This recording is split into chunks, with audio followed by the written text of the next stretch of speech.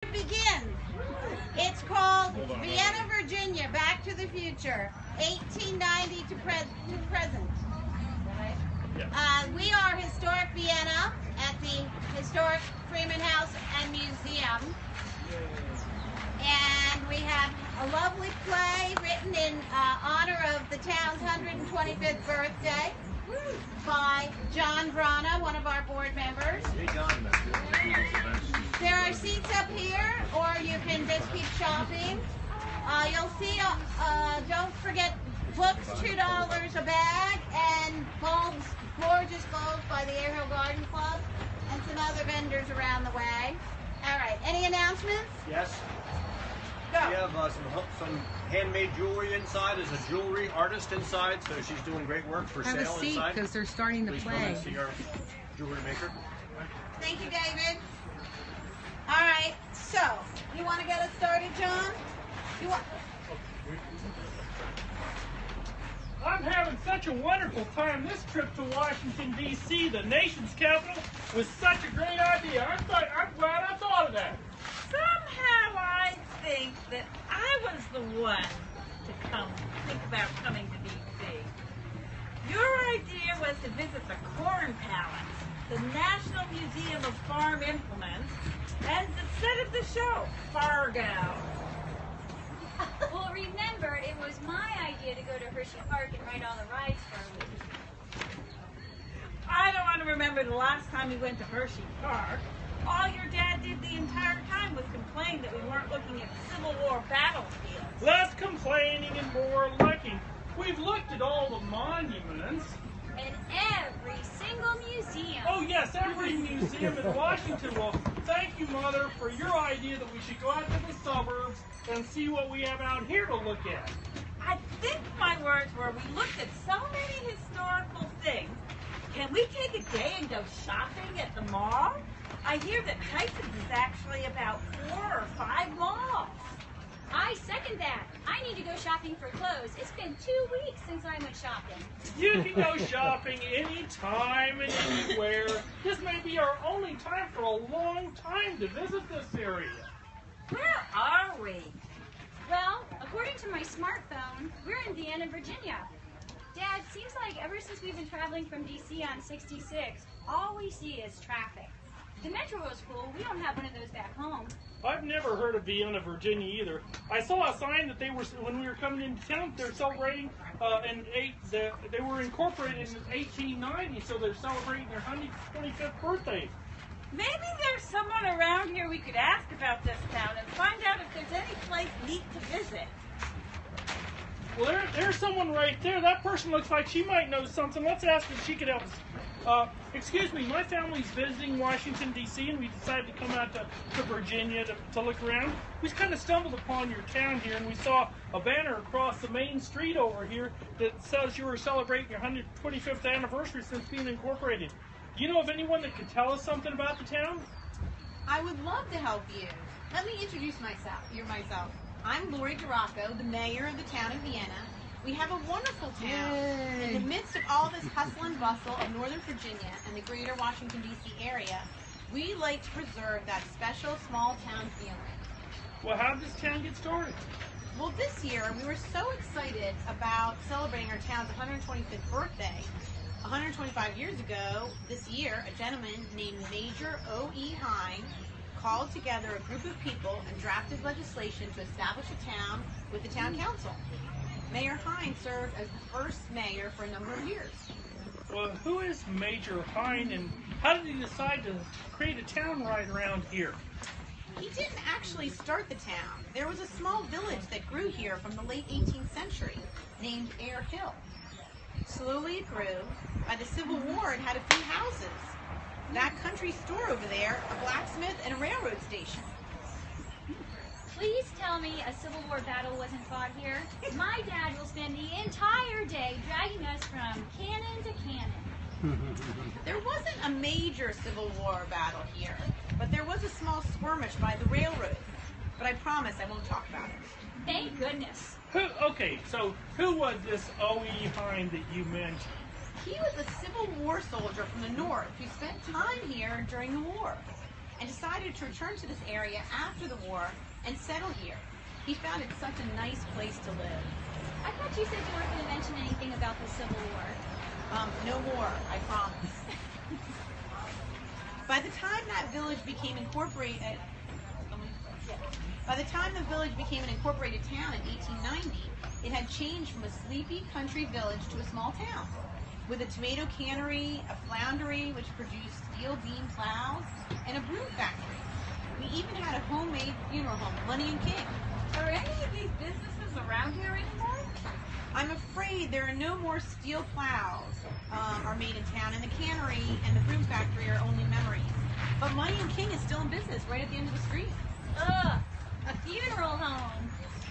I am enjoying talking with you about the town, but since you seem to have a serious interest in history, I need to introduce you to the Historical Vienna Inc. Incorporated, our local historical society. Let me introduce to you Ann Stuntz, the president of HVI. And this is a family that is visiting visiting Washington, D.C. and decided to come to our town to visit. Wow. Could you please share some of our local history with them? I would love to. Thanks, Lois. What do you want to know? Welcome to our little town. We're very proud of it. Well, your mayor spoke some about how this town came about and a bit of its early history and all. I'd like to know what effects that the turning of the century had on Vienna. Turn of the century. All right. Well, there were some significant technological changes. We got a telephone for the doctor. Mr. Money had the telephone exchange at his home on Church Street. You'll see a little yellow house down the way. There's on the porch on the right. We had the electric trolley come here in '03, which is why my grandfather decided to settle here, because even then it was an easy commute to his job. He built his house just a block away from the station. We had the railroad here right next to the store in 1859, and now we have the electric trolley, the railroad, and the electric trolley was kind of like the metro. Have you been on the metro yet? It ran all the way from downtown out here to Vienna and then up to Fairfax.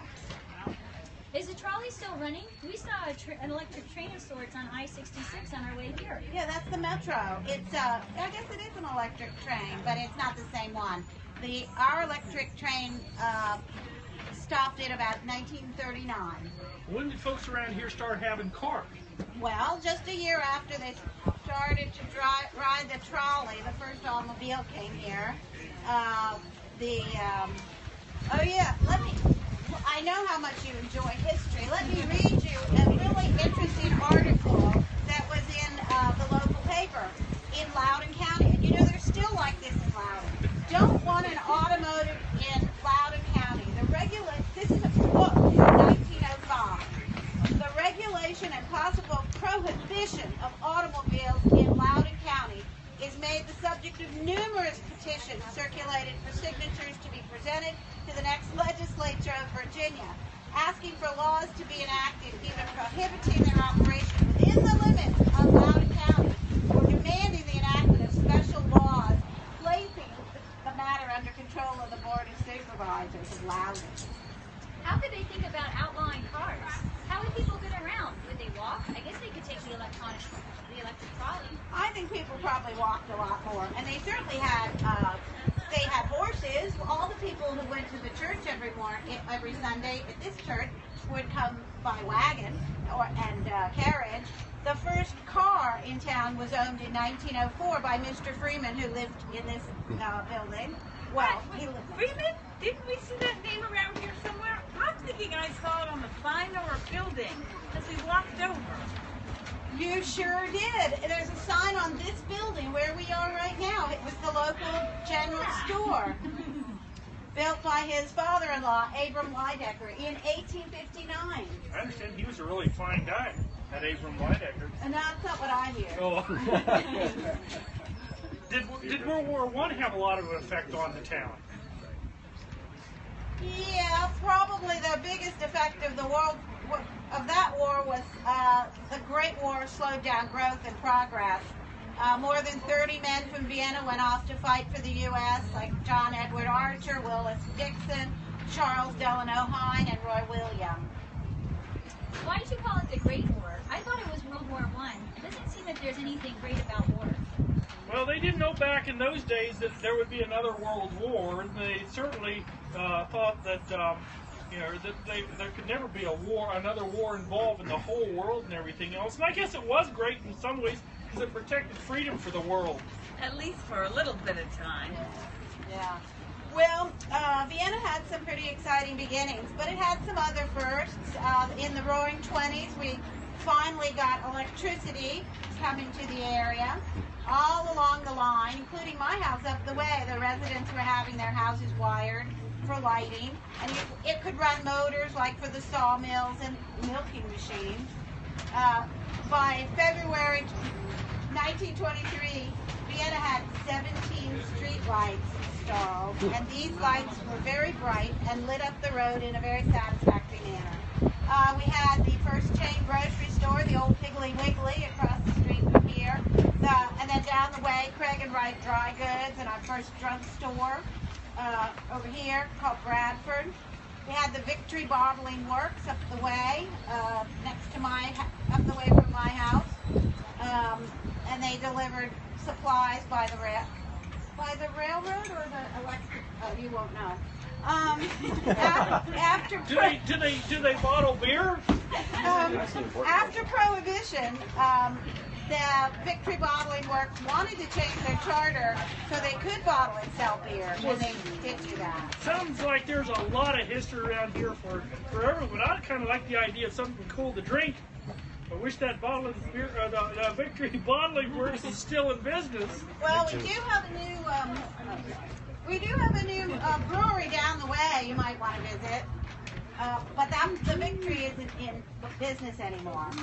There seems to be so many firsts in the town of Vienna that the town of Vienna could be considered to be in the Guinness Book of World Records. Wow, what a good idea. We had our first airplane in the 20s. The Bradfords landed their planes over on a little field in their farm. Even my across the street neighbors, before my time, used to land their airplane on what's now Flint Hill Road. Well, I suppose this area was hit pretty hard, like everybody with the Great Depression. Yeah, probably not as bad as some of the big cities, but yes, pretty hard. We depended on Washington, D.C. then as now. We had a group of ladies from Vienna formed the Vienna Ocean Relief Association in 1931. Mrs. Stumps was chairman. They collected money and food to furnish needy people. So that was Mrs. Stumps. Is that you or? No, dear. I want to be patronized. Okay. No, that wasn't me. That was my grandmother. That was a really nice thing your mother and the other ladies did for the town. Oh, that's nice of you to say. Well, did World War II affect Vienna much? Well, for that,